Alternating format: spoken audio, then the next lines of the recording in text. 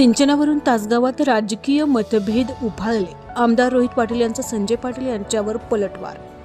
पाणी सुरू असतानाच आंदोलन म्हणजे स्टंटबाजी, प्रसिद्धीसाठीच दिशाभूल. तासगाव तालुक्यातील टेंभू, ताकारी व म्हैसाळ सिंचन योजनांच्या पाणी पुरवठ्यावरून राजकीय वाद पुन्हा एकदा चिघळला असून आमदार रोहित पाटील यांनी माजी खासदार संजय काका पाटील यांच्यावर तीव्र शब्दात टीका केली.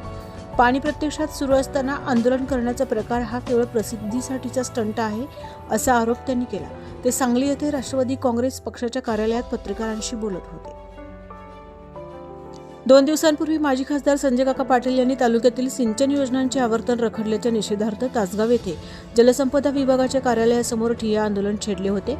या आंदोलनात त्यांनी स्थानिक लोकप्रतिनिधींवर नाव न घेता टीका करत ते फक्त सोशल मीडियावर चमकोगिरी करण्यात व्यस्त आहेत असे म्हटले होते. या पार्श्वभूमीवर आमदार रोहित पाटील यांनी पत्रकारांशी संवाद साधत सविस्तर भूमिका मांडली. आमदार रोहित पाटील म्हणाले, सिंचन योजनांतून पाणी सुरू करण्यासाठी जलसंपदा विभागाचे ठराविक नियम अटी आहेत आणि त्या नियमानुसारच पाणी पुरवठा सुरू आहे. गतवर्षी एप्रिलच्या दुसऱ्या आठवड्यात पाणी सुरू झाले होते, मात्र यंदा पाण्याचे दुर्भिक्ष लक्षात घेता मार्चच्या अखेरीस पाणी सोडण्यात आले. असे असताना आंदोलन करण्यामागे केवळ प्रसिद्धी मिळवण्याचा उद्देश दिसतो असे ते म्हणाले. तासगाव येथे झालेल्या ठिय्या आंदोलनावर टीका करताना ते म्हणाले, आंदोलन पाण्यासाठी कमी आणि माझ्यावर टीका करण्यासाठी जास्त असल्याचे चित्र दिसते. जलसंपदा विभागाच्या अधिकाऱ्यांशी झालेल्या चर्चेचा संदर्भ देत त्यांनी स्पष्ट केले की नियमानुसारच पाणी वाटप सुरू असून प्रशासन त्या पद्धतीने कार्यरत आहे. याचवेळी त्यांनी सिंचन योजनांच्या अंमलबजावणीतील वास्तव मांडत सांगितले की पाणी मतदारसंघापर्यंत पोहोचवण्यासाठी सत्ताधारी गटातील 2 मंत्री आणि एका आमदाराशी चर्चा करावी लागते. प्रसंगी आग्रही भूमिका घ्यावी लागते. अशावेळी राजकीय मतभेद बाजूला ठेवून एकत्र येणे अपेक्षित असताना माजी खासदार मात्र टीका करण्यासाठीच या प्रश्नाचा वापर करत आहेत. या वादावर पुढे भाष्य करताना आमदार रोहित पाटील यांनी स्पष्ट शब्दात सांगितले की यापुढे सिंचन योजनांबाबत त्यांच्या कोणत्याही टीकेला उत्तर देणार नाही. माझी बांधिलकी मतदारसंघातील सर्वसामान्य शेतकऱ्यांशी आहे आणि त्यांच्या हितासाठी मी काम करत राहीन. दरम्यान ऐन उन्हाळ्यात पाणी टंचाईचा प्रश्न गंभीर बनत असताना सिंचनाच्या मुद्द्यावरून सुरू झालेल्या राजकीय आरोप प्रत्यारोपांमुळे वातावरण तापले आहे. प्रत्यक्षात शेतकऱ्यांना दिलासा मिळावा यासाठी सर्वांनी एकत्रित भूमिका घ्यावी अशी अपेक्षा नागरिकांच्याकडून व्यक्त होत आहे. SK news Marathi, Tasgaon, Sangli. महाविकास आघाडीच्या वतीने एकूण 37 जिल्हा परिषद सदस्यांचं संख्याबळ महाविकास आघाडीबरोबर होतं. यामध्ये स्नेहल मोरे, सावित्री तमनगौडा रवी, पृथ्वीराज तानाजी पाटील आणि दादासू नारायण कोळेकर हे 4 उमेदवार महाविकास आघाडीच्या वतीने होते आणि यांच्या विरोधामध्ये कुठलाही अर्ज आला नसल्यामुळे बिनविरोध यांची निवड करण्यात आलेली आहे. त्यामुळं मी महाविकास आघाडीतील सर्व घटकांचं आणि महाविकास आघाडीच्या उमेदवारांना पाठिंबा देणाऱ्या सर्व जिल्हा परिषद सदस्यांचं सुद्धा मनापासून अभिनंदन करतो आणि आभार मानतो. आणि महाविकास आघाडीच्या आणि जिल्ह्यातील सर्व प्रमुख नेत्यांचं, ज्यांनी या सगळ्या यंत्रणेवरती विश्वास ठेवून, प्रक्रियेवरती विश्वास ठेवून ही प्रक्रिया एकजिन्सीपणाने पार पाडली, त्याबद्दल मी सर्व प्रमुख नेत्यांचं सुद्धा मनापासून आभार मानेन. स्नेहल मोरे, सौ सावित्री तमनगौडा रवी, श्री पृथ्वीराज तानाजी पाटील, श्री दादासू नारायण कोळेकर.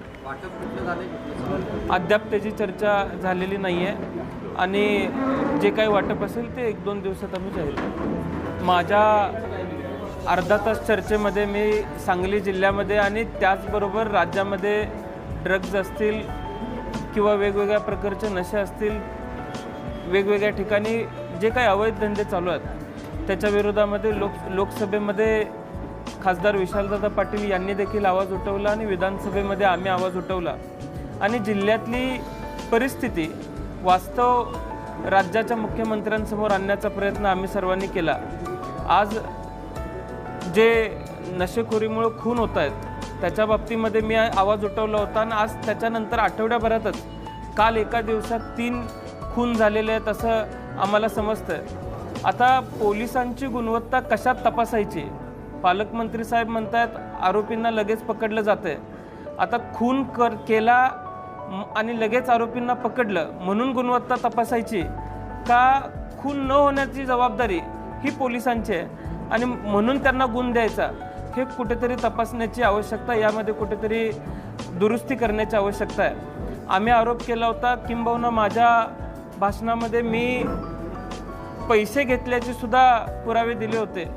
आणि जतमध्ये आजसुद्धा ज्येष्ठ नेते तिथले सांगतात की चुकीच्या पद्धतीने आज ज्या गोष्टी चालू आहेत त्याच्यावरती पायबंद घालण्याचं कुठेही काम पोलीस विभागाच्या वतीने होत नाही आहे. आणि आम्ही एस पींना सुद्धा विनंती केलेली आहे की याच्यावरती कडक कारवाई केली गेली पाहिजे. तिथल्या विधानसभेतल्या भाषणानंतर तासगाव आणि कवटेमंकाळमध्ये कारवाया होत आहेत, पण त्यामध्ये सुद्धा काही ठिकाणी पेड कारवाया झालेल्या आहेत असं सुद्धा गेल्या 2 दिवसामध्ये आढळलं. ती सुद्धा माहिती वरिष्ठ अधिकाऱ्यांना आम्ही दिलेली आहे. त्यामुळं या मांडलेल्या प्रश्नावरती आणि जिल्हा ज्या प्रश्नामुळे होरपळतोय याच्यावरती तात्काळ ते मार्ग काढतील असं विश्वास आहे. खरं तर मी मुळात पाण्याच्या विषयावरती राजकारण मलाही करायचं नव्हतं आणि श्रेय घेण्या देण्याच्या बाबतीमध्ये त्यांच्याबरोबर स्पर्धा कोणीही करू शकत नाही. मी यापूर्वी विनंती केली होती की दुष्काळ प्रचंड आहे आणि राज्य शासनामार्फत यावर्षी पाऊससुद्धा कमी पडणार आहे अशी माहिती मिळत असताना पाण्याच्या वरून राजकारण करायचं नाही असा निर्णय आम्ही घेतला होता. म्हणूनच त्यांना आज अखेर उत्तर मी दिलं नाही. पण परवा पाण्याच्या आंदोलनाच्या दिवशी पाणी हा विषय सोडून ते माझ्यावरतीच जास्त बोलले असं मला आपल्या सर्वांच्या माध्यमातून समजलं. आता तासगावमध्ये पाणी पोचून 1 दिवस ओलांडल्यानंतर तासगावला पाणी मिळावं म्हणून त्यांनी आंदोलन करणं म्हणजे त्यांचा तिथल्या सिंचन विभागाच्या बाबतीत आणि सिंचन योजनांच्या बाबतीत किती दांडगा अभ्यास आहे हे मी सांगायची आवश्यकता नाही. किंबहुना त्यांचं आंदोलन आहे म्हणून पाणी पोचू नये म्हणून आदल्या दिवशी अधिकाऱ्यांना फोन करून पंप बंद करायला सांगणे असेल, इतपतच्या गोष्टी त्यांनी करायचा प्रयत्न केला. पण पाणी तासगावपर्यंत पोचलं आणि पाण्याचं वितरण हे टाईम टेबल आम्ही ज्या पद्धतीनं ठरवलं आहे त्या पद्धतीनं चालू आहे. आता आज आंदोलन केलं म्हणून कोयनेतनं सोडलेलं पाणी उद्या तासगावात पोचत असेल म्हणजे अधिकारी गणित घालत असताना वेगाचा गणित घालत असतील, किती पाणी येणार आहे याचा गणित घालत असतील. पण आज आंदोलन केलं म्हणून उद्या पहाटे लगेच पाणी आलं असं म्हणणं ही लोकांची दिशाभूल करण्यासारखं आहे आणि लोकांना बाळबोध समजण्याचं काम त्यांनी करण्याची आवश्यकता नाही. त्यांनी वास्तव स्वीकारलं पाहिजे आणि खऱ्या अर्थानं टाईम टेबलप्रमाणे किंबहुना मागच्या वर्षी एप्रिलच्या 2ऱ्या आठवड्यात हे पाणी मिळालं होतं, यावर्षी मार्चच्या शेवटच्या आठवड्यामध्ये हे पाणी आम्ही देऊ शकलेलो आहे. थोडासा फ्लो कमी आहे पण आम्हाला आज विरोधी पक्ष म्हणून भांडत असताना पाणी आणत असताना तिथं 2 मंत्र्यांशी भांडून एका सत्तेतल्या आमदारांशी भांडून पाणी इथंपर्यंत आणायचं आहे, तरी देखील ते पाणी इथंपर्यंत आणण्यात आम्ही यशस्वी ठरलेलो आहे. आता पाणी हा विषय दुष्काळाच्या परिस्थितीमध्ये या असताना त्यांनी राजकारण न करता सामंजस्य राहून लोकांच्यापर्यंत जास्तीत जास्त हा लाभ कसा मिळेल याची खात्री करणं आवश्यक आहे. लोकांची दिशाभूल करतात किंवा माझे खासदार स्टंटबाजी करतात असं म्हणायचं. आता मागच्या वेळेला त्यांनी अर्धा तास काहीतरी कर्जमाफी व्हावी म्हणून रास्ता रोको केला होता आणि राज्यामध्ये कर्जमाफीची फसवी घोषणा झाल्यानंतर आम्ही अर्धा तास रस्ता अडवला म्हणून राज्याची कर्जमाफी झाली असं ते सगळीकडे सांगतात. अशा भातदारांवरती किती विश्वास ठेवायचा हे तासगाव कवटेमंकाळमधल्या लोकांना माहिती आहे. जर सुनीत्रा पवारांना राष्ट्रीय अध्यक्ष वैयक्तिक भूमिका काय असेल विलीनीकरणावर आमचे ज्येष्ठ नेते आदरणीय पवार साहेब असतील, जयंत पाटील साहेब असतील, पक्षातील सर्व ज्येष्ठ नेते असतील, हे जी भूमिका घेतील ती आमची भूमिका.